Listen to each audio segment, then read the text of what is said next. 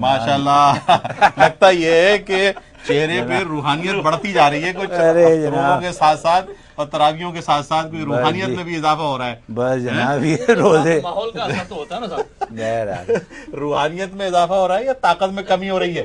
نہیں جناب، یہ تو اللہ سے اپنی جو رسی اور آپ کا جو تعلق جو کمزور ہو گیا تھا وہ ذرا تیز ہوتا جا رہا ہے. آپ کی بیٹری چارج ہوتی جا رہی ہے. بیٹری چارج ہو رہی ہے. اچھا آج ایک تھوڑا سا وقت ملا تو میں کتاب دیکھنے لگا. کل سلیم بھائی نے وہ شعر سنایا تھا، مجھ کو قدروں کے بدلنے سے یہ ہوگا فائدہ، میرے جتنے عیب ہیں سارے ہنر ہو جائیں گے. تو وہ مظفر وارثی صاحب نے کہا تھا سلیم بھائی کہ یہ نیا دور ہے، یہ نیا دور ہے، اس نئے دور میں جتنی قدریں ہیں سب کا نیا نام ہے. نبض کے ڈوبنے کا لقب زندگی، ساز کے ٹوٹنے کا صدا نام ہے. واہ واہ واہ. اب تصور کہاں حسن کردار کا، وقت ماتم کرے اپنی رفتار کا، سب کی نیت بری ہر بغل میں چھری، قتل گاہوں کا اب الشفا نام ہے. واہ واہ. یہ کسی ڈاکٹر کو نہیں سنا دینا بھائی. تو میں نے کہا کہ سلیم بھائی کے لیے اور عطا بھائی کے لیے یہ شعر دیکھ لیے جائیں اور ان کو بتایا جائے کہ جناب مظفر وارثی صاحب اللہ ان کی درجات کو بلند کرے. جناب تو انہوں نے یہ شعر کہے تھے تو وہ یاد آ گئے مجھے اس حوالے سے. ایک سوال آج بڑا شدت سے نمازوں کے دوران سر اٹھاتا رہا کہ جب نماز کے لیے داخل ہو تو دروازے سے لے کر اور باہر سے عورتیں، بچے، بوڑھے، جوان وہاں لائن لگائے ہوئے ہوتے ہیں، ایک مانگنے والوں کی قطار، اور پھر نماز ابھی سلام پھیرتے ہیں کہ دو چار لوگ کھڑے ہو جاتے ہیں.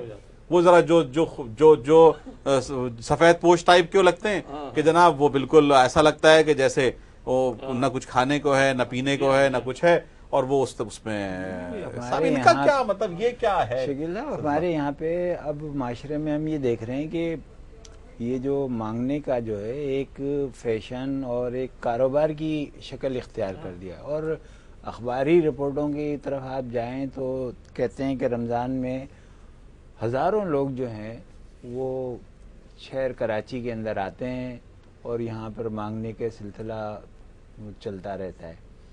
اور یہی وجہ ہے کہ ہر گلی، ہر محلے، ہر دکان، ہر مسجد، ہر بازار کے اندر جو ہے مانگنے والے ہیں. لیکن اس کا کوئی سدباب کسی طرف سے ہو نہیں رہا. اللہ کا شکر ہے کہ مظفر اعجاز موجود نہیں ہے، ورنہ یہ بھی حکومت میں ڈالے. اور میں سمجھ رہا تھا کہ آپ اسی طرف جا رہے ہیں حکومت کی طرف ڈالنے کے لیے. نہیں، یہ تو ہمارے یہاں پر جو اس کا جو بڑا آسان سا حل دیا ہے وہ یہ ہے کہ آپ اپنے اطراف میں دیکھیں، اپنے گھر سے شروع کریں، اپنے خاندان سے شروع کریں، قرابت دار، اپنے سب سے پہلے قرابت داروں سے شروع کریں، رشتہ داروں سے. تو وہ اگر سسٹم ہم فالو کریں اور اس کو اپنائیں تو میرا خیال ہے کہ بڑا. آپ بالکل وجہ فرما رہے ہیں، لیکن یہ جو لوگ آ رہے ہیں یہ تو پروفیشنل ہیں، یہ تو سیزن کمانے آ رہے ہیں. جی جی. اس طرح میں یہ کہا جاتا بھائی سیزن کمانے چلو کراچی. جی جی. رمضان آ رہا ہے، سیزن ہے یہ، اب وہاں جا کے بھیک مانگیں گے. اور اس سے دیکھیے معاشرے کے اندر تبدیلی بھی نہیں آئے گی اور اس سے بگاڑ پیدا ہو رہا ہے. سب پتہ کیسے چلے گا کون سیزن کمانے آ رہا ہے، کون جو ہے وہ ضرورت مند ہے، جائز ہے؟ ایسا کیسے؟ مطلب وہ ہمارے پاس ایسی تو اللہ نے آنکھیں نہیں دی، نہ ہم ایسے روحانی طور پر اتنے بلندے کے پہچاننے کے ساتھ یہ سیزن کمانے آیا ہے. دیکھیے یہ ضرورت مند ہے. ابھی مجھے ایک صاحب جو انفرادی طور سے کوئی 2-4 دوستوں کا گروپ ہے، انہوں نے مختلف رمضان کے پیکیج بنائے اور انہوں نے 1-2 بستی کو آئیڈینٹیفائی کیا ہوا ہے. اس کے 40-50 گھر جو ہیں ان کو انہوں نے دیکھا ہوا ہے اور انہی لوگوں کو بلاتے ہیں اور انہی لوگوں کو یہ راشن پہنچا دیتے ہیں. اسی طریقے سے الخدمت پورے پاکستان میں یہ کام کر رہی ہے کہ وہ امدادی پیکیج جو ہیں رمضان سے پہلے سے ہی ان کی ڈسٹریبیوشن شروع ہو جاتی ہے اور مخیر حضرات اس میں بھی حصہ لے رہے ہیں. اور جماعت کے کارکن اور وہ الخدمت کے کارکن وہ ان تمام لوگوں کو اچھی طریقے سے جانتے ہیں کہ کس کی حالت کیا ہے. تو میں سمجھتا ہوں کہ مستحقین کو پہنچانے کا اس سے اچھا ذریعہ کوئی ہو نہیں سکتا. طریقہ ہی یہی ہو سکتا ہے. یہ جو گلیوں محلوں میں پھرنے والے بھکاری ہیں یا مساجد کے سامنے، ان کو پیسے دے کر تو پیسے ضائع کر دینے والی بات ہے. جی جی. ان لوگوں کو جن کو آپ جانتے ہیں، میں تو کہتا ہوں کہ یہ بھی ہمارے ہاں، میں نے کل بھی ایک بات کہی تھی شاید آپ کو یاد نہیں، ہو نہیں۔ کہ ہوتا یہ ہے کہ ہم رمضان مناتے ہیں بس، کہ جی ہاں کیا ہوا رمضان گزارنا ہے، جی بس رمضان ہے، کیا ہوا رمضان میں خیرات بھی کرنی ہے، رمضان میں زکوٰۃ بھی دینی ہے، رمضان میں پیکج بھی ہے کہ جناب آٹا بھی دینا ہے، گھی بھی دینا ہے، چینی بھی دینا ہے۔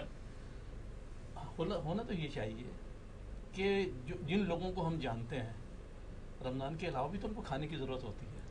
اچھا یہ سلیم بھائی میرا تو میں بڑی معذرت چاہتا ہوں آپ دونوں حضرات سے کہ جناب بڑی امداد ہوتی ہے صاحب۔ پاکستان میں اس کراچی شہر میں لوگ یہ بتاتے ہیں کہ 80 بلین روپے کی فلنتراپی ہوتی ہے، 80 ارب روپے کی خیرات اچھا، زکوٰۃ جی، دی جی۔ جاتی ہے جناب۔ ہاں، وہی چلا رہا ہے ہمارا معاشرہ۔ ہاں ہاں بالکل لیکن اس 80 ارب روپے کی خیرات کے اثرات مجھے اپنی اس ساری زندگی میں کبھی نظر نہیں آئے۔ مطلب جتنے بھیک مانگنے والے پچھلے سال ہوتے تھے اگلے سال اس سے زیادہ ہوتے ہیں، اور ہر سال ان کی تعداد میں اضافہ ہوتا جاتا ہے۔ آپ دیکھیے شکیل صاحب، وہ میری ایک عرض سن لیجئے، اس کے بعد میں آپ کی ساری باتیں سنوں گا جی۔ کہ ہمارے اندر جو فیملی سسٹم کمزور ہو رہا ہے وہ بھی لوگوں کو بھیک کی طرف اور اس طرف مائل کر رہا ہے، ان کی ضروریات کا ہمیں اندازہ نہ ہونے کی وجہ سے، کہ خاندان کے جو مخیر حضرات ہیں وہ مختلف جگہوں پر تو امداد دے دیتے ہیں لیکن ان کے اپنے خاندان میں جو لوگ ہیں ان کی ضروریات کا ان کو اندازہ نہیں ہوتا۔ میرے خیال سے اس پر بھی ہمیں کبھی بات کرنی چاہیے۔ دیکھیے جہاں تک زکوٰۃ اور خیرات کا دینے کا تعلق ہے، اس کے ساتھ جتنا یہ دینے کا عمل ہے اتنا ہی اہم عمل ان لوگوں کی آئیڈینٹیفیکیشن کا ہے کہ یہ مستحقین کے تک یہ چیز پہنچ جائے۔ اور شکیل صاحب اس کے اندر جو حکومت کی ذمہ داری ہوتی ہے اس کو بھی ہم پورا نہیں کر رہے۔ حکومت میرے پڑوسی کو اگر کسی چیز کی ضرورت ہے تو وہ میری ذمہ داری ہے، حکومت کی ذمہ داری نہیں آتا صاحب۔ بالکل نہیں، حکومت اسی زکوٰۃ کے ہم دیکھیے نے یہ زکوٰۃ ہو گیا کا ہے اربوں روپیہ کہ جیسے ہی ہم میں سے کچھ لوگ امیر ہوتے ہیں وہ اپنے غریب رشتہ داروں کو بھول جاتے ہیں، وہ ان کے ساتھ تعلقات خراب کر لیتے ہیں، وہ یہ پسند نہیں کرتے کہ وہ ان کے گھر آئیں یا وہ ان کے گھر جائیں۔ وہ اپنی جگہ بالکل یہ ایلیمنٹ موجود ہے، اس کو ہم نظر انداز نہیں کر سکتے۔ اس کی اصلاح ہمیں انفرادی طور پہ کرنی چاہیے۔ ظاہر ہے کہ ریاست تو آگے ہمیں سدھارے گی نہیں کرے گی۔ بالکل دیکھیے میں اس کو ریاست کو اس طرح سے لیتا ہوں کہ زکوٰۃ کا جو اس وقت زکوٰۃ کی کٹوتی کا نظام ہے بینکوں کے ذریعے اربوں روپے جی ہر سال حکومت پاکستان کو جاتے ہیں۔ اب ان اربوں روپے کا ہم جو ہے مختلف سبسیڈری، مختلف پیکیج اور اس میں تو خرچ کرتے ہیں، لیکن اگر حکومت اس سے ادارے قائم کرے اور ایسے ادارے جن میں لوگوں کو روزگار بھی ملے، ملک کی معیشت بھی چلے، ہماری برآمدات بھی بڑھیں، وہ کیوں نہیں قائم ہوتے؟ اگر حکومت کی طرف آ گئے تو میں یہ کہوں کہ میں حکومت کی بات کرنا نہیں چاہتا، اس لیے کہ میں یہ سمجھتا ہوں کہ ہماری بھی کوئی ذمہ داری ہے، لیکن حکومت کی بھی ایک ذمہ داری ہے کہ وہ اداروں کو توڑنے کی ذمہ داری پوری کر رہی ہے۔ وہ حکومت ادارے بنانے کی ذمہ داری نہیں ہے۔ بھائی جو حکومت ادارے چلا رہی ہے ان کا کیا حال ہے، آپ ان کو تو دیکھ لینا۔ میں کہتا ہوں کہ یہ بینکوں کے ذریعے زکوٰۃ کاٹنا ہی غلط ہے، یہ سسٹم ہی ختم ہونا چاہیے۔ زکوٰۃ کٹ جاتی ہے وہ خرد برد ہو جاتی ہے، سمجھے نا؟ ہاں، لوگوں نے آپ نے اور پچھلے دور میں 90% معاملہ تو یہ ہے کہ جن کی زکوٰۃ کٹتی ہے وہ یہ سمجھتے ہیں کہ زکوٰۃ ادا ہی نہیں ہوئی، وہ باہر دوسری طرف بھی زکوٰۃ دیتے ہیں۔ جو جن کو زکوٰۃ کا ذرا بھی شعور ہے سلیم صاحب، وہ بینک کی کٹوتی کو زکوٰۃ سمجھتے ہی نہیں ہے۔ تو بھائی اس کو روکنے کا بھی تو کوئی انتظام کریں، اس کے لیے کوئی کوشش تو کریں، اور کسی حقدار کو وہ پہنچانے کا کوئی اہتمام تو کریں۔ یہ چیزیں بھی نہیں ہو رہی معاشرے میں۔ میں تو یہ چاہتا ہوں کہ آج جو ہم بیٹھے ہیں یہاں پر اور آپ بھائی آ جاتے ہیں، آپ لوگوں کی مہربانی ہے، ہم جو بات کرتے ہیں تو جس طرح سے ہم نے یہ طے کیا تھا کہ ہم روزانہ ایک چیز کو اپنے لیے مشعل بنائیں گے، اپنے لیے نشان راہ بنائیں گے۔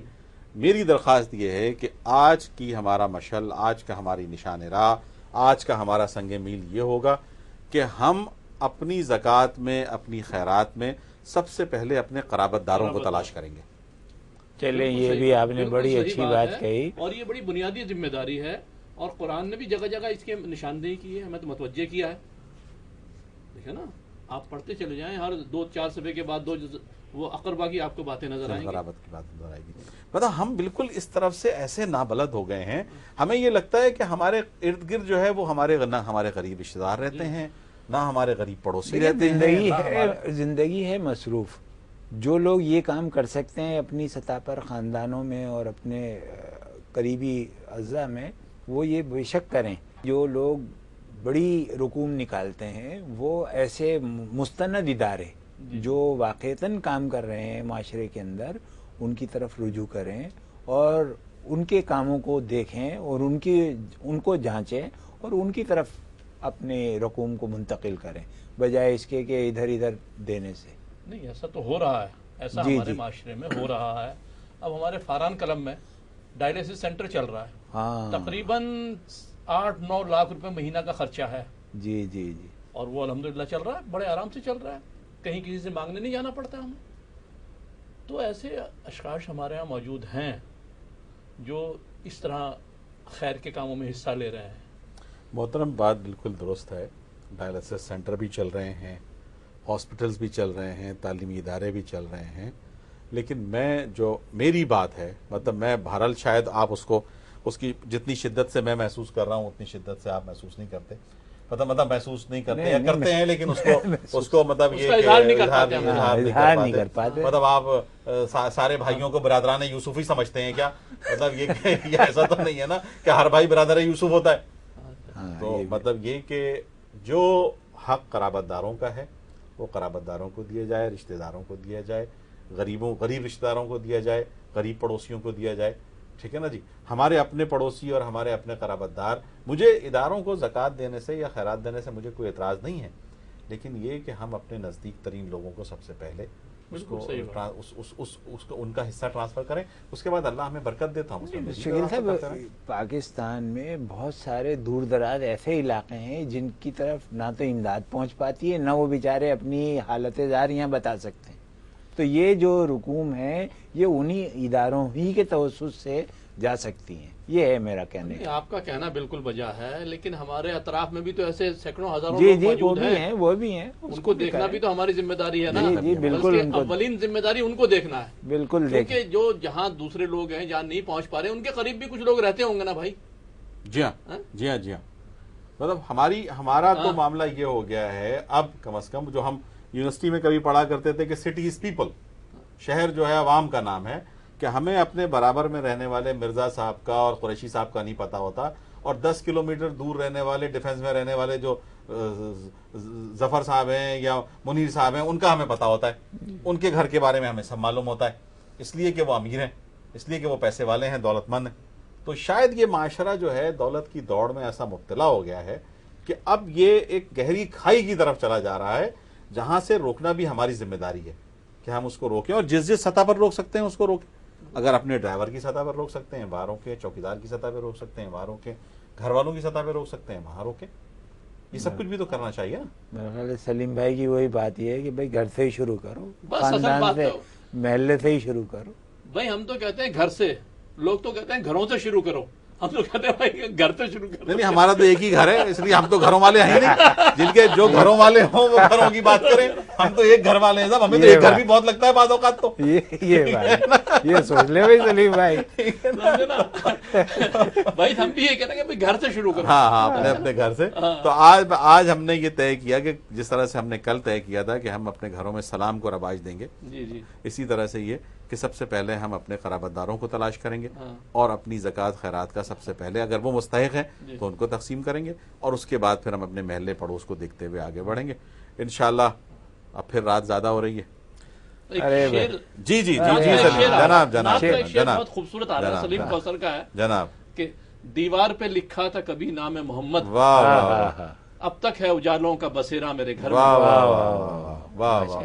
اور سلیم بھائی پھر اب سلیم کوثر کو ہی آپ سن لیجئے کہ میرے ہونٹوں سے اور میرے ہاتھوں اور ہونٹوں سے خوشبوئیں جاتی نہیں, میں نے اس میں محمد کو لکھا بہت اور چوما بہت. واہ واہ, کیا کل سر سلیم انشاءاللہ بشرط زندگی ملاقات ہوگی.